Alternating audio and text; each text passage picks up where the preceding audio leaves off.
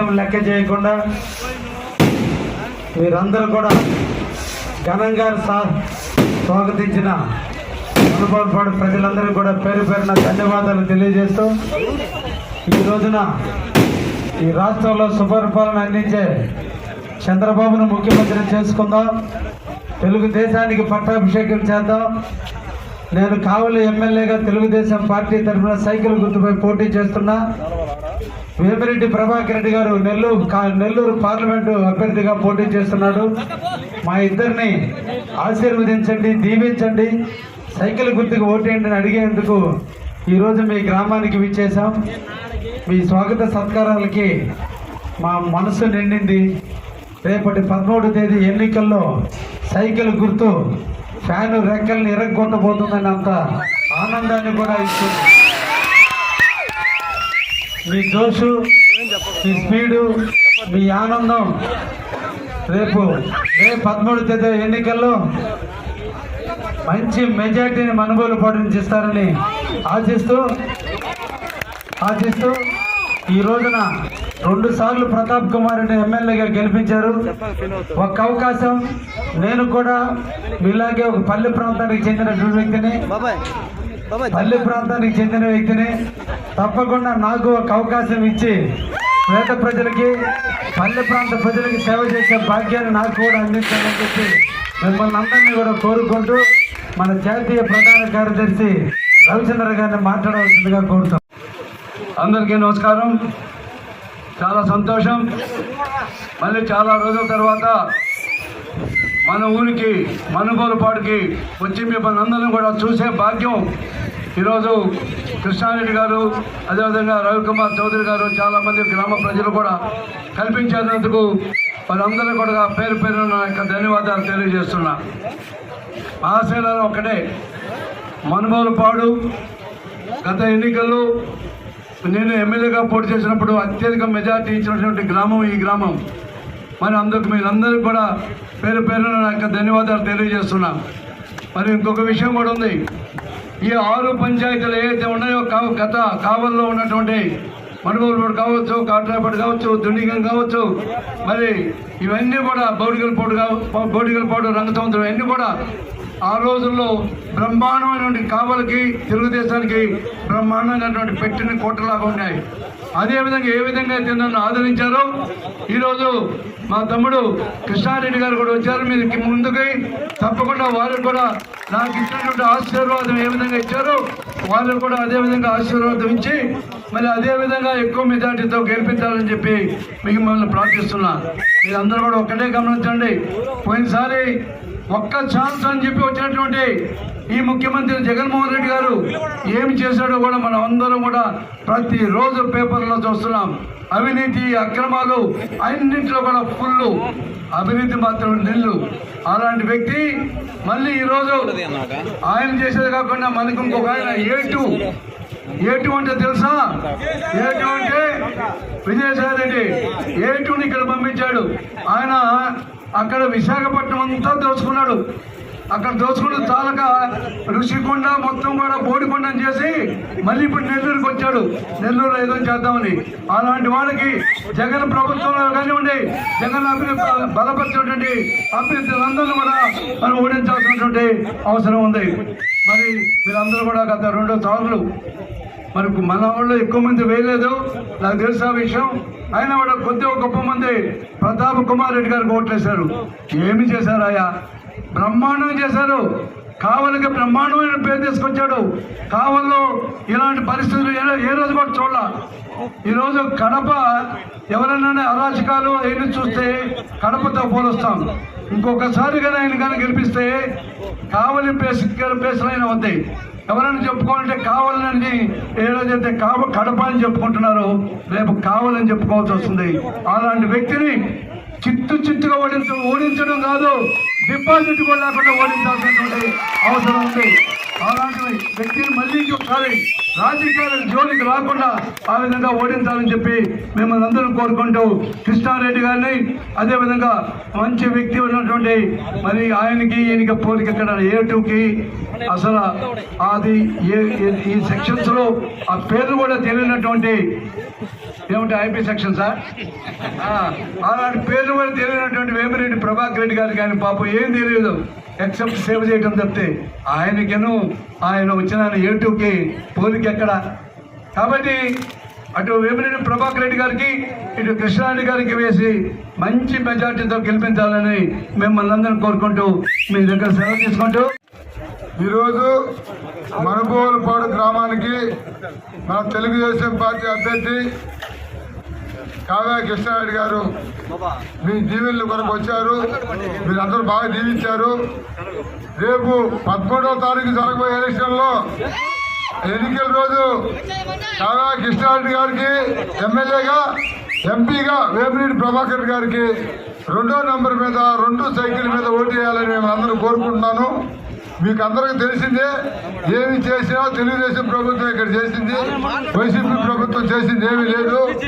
వాళ్ళు దోసుకోవడం తప్ప చెరువుల్లో గ్రావులు ఏడ గుంటల్లో బట్టి ఇసుక ఎక్కడ లేవుట్లు తప్పితే ఏమి చేసింది లేదు. ఏమైనా చేసిందంటే ఈ సిమెంట్ రోడ్డు కావచ్చు, ఆ రోజు ఉత్తరపు కాలువ ద్వారా నీళ్లు చెరువు తెచ్చింది తెలుగుదేశం ప్రభుత్వం.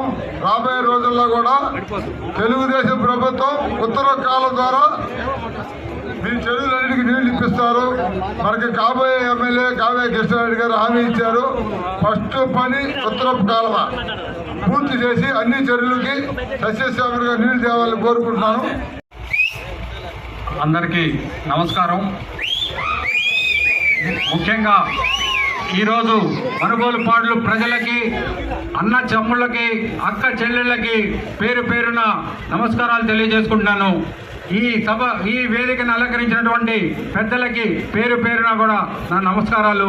ముఖ్యంగా జనసేన పార్టీ తరఫున మేము పవన్ కళ్యాణ్ గారు ఎంతో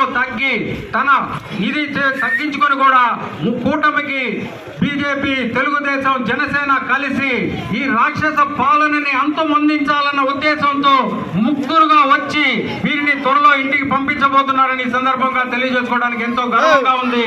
ఇది ఆల్రెడీ కావాలను మనకు అర్థమైపోయింది. కావ్య కృష్ణారెడ్డి గారు అత్యధిక మెజారిటీతో గెలవబోతున్నారు. అదే విధంగా వేమిరెడ్డి ప్రభాకర్ రెడ్డి గారికి కూడా మన కావలి నియోజకవర్గం తరఫున అత్యధిక ఓట్లు వేసి అత్యధిక మెజారిటీ వచ్చే విధంగా చేసుకోవాల్సిన బాధ్యత మన ప్రతి ఒక్కరి మీద ఉందని సందర్భంగా తెలియజేసుకుంటున్నాను. ముఖ్యంగా నేను తెలియజేసుకునేది ఏంటంటే ఈ నెల్లూరు జిల్లా మొత్తంలో మొత్తులో భాగంగా ఎక్కడా కూడా మన జనసేన పార్టీ పోటీలో చేయట్లేదు. ఈ సంగతి ప్రతి ఒక్కరూ గమనించవలసిందిగా కోరుకుంటున్నాను.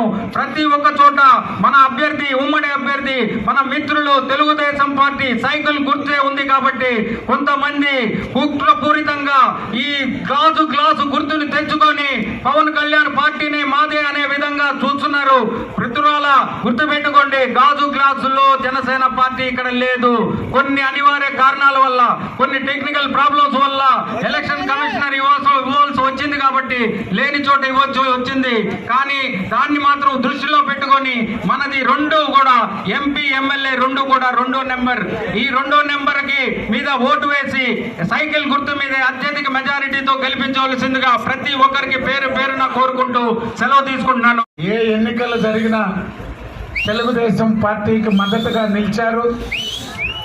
ఈసారి జరగబోయేటువంటి ఎన్నికల్లో అసెంబ్లీ అభ్యర్థిగా కృష్ణారెడ్డి గారిని, పార్లమెంట్ అభ్యర్థిగా వేమిరెడ్డి ప్రభాకర్ రెడ్డి గారిని మన గ్రామం నుంచి అత్యధిక మెజారిటీ ఇవ్వమని మిమ్మల్ని కోరుతున్నాం. ప్రతాప్ కుమార్ రెడ్డి గారిని 10 సంవత్సరాలు ఎమ్మెల్యే, 2014-19 నేను ప్రతిపక్ష శాసనసభ్యుడు అని చెప్పాడు. మండలంలో ఏ పని చేసినా ఏదో ఒక ఆటంకం కల్పించాడు ఎమ్మెల్యేగా. ఈరోజు 19 నుంచి ఈనాటి వరకు 5 సంవత్సరాల కాలం ఈ జిల్లాలో, రాష్ట్రంలో ముఖ్యమంత్రి జగన్మోహన్ రెడ్డికి ముఖ్యుడు ఎవరంటే ఎమ్మెల్యేగా రామిరెడ్డి ప్రతాప్ కుమార్ రెడ్డి గారు. ఆయన ఏం కావాలంటే అది చేసేటువంటి అవకాశాలు ప్రతాప్ కుమార్ రెడ్డి గారికి ఉన్నాయి.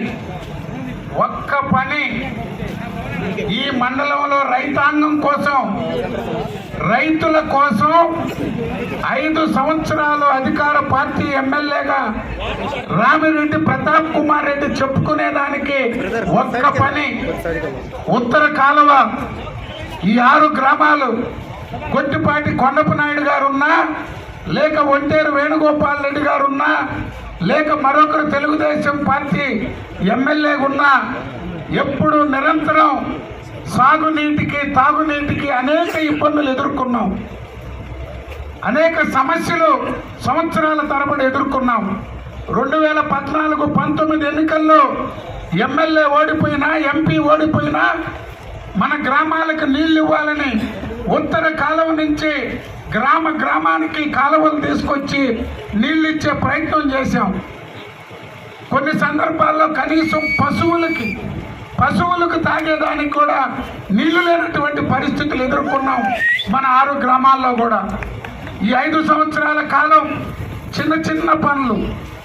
చిన్న పనులు చేస్తే మొత్తం పూర్తి స్థాయిలో డెల్టాతో సమానంగా కలిగిరి రిజర్వాయర్ నుంచి ఉత్తరం దక్షిణం వైపున ఏ విధంగా దగదర్తి నుంచి చెన్నూరైనా, తురుమెరులైనా, పుత్తేడైనా ఏ విధంగా నీళ్లు బారుతున్నాయో ఉత్తర ప్రాంతం కూడా పూర్తిగా కాలువ పనులు పూర్తి చేస్తే పంటలు పండాయి.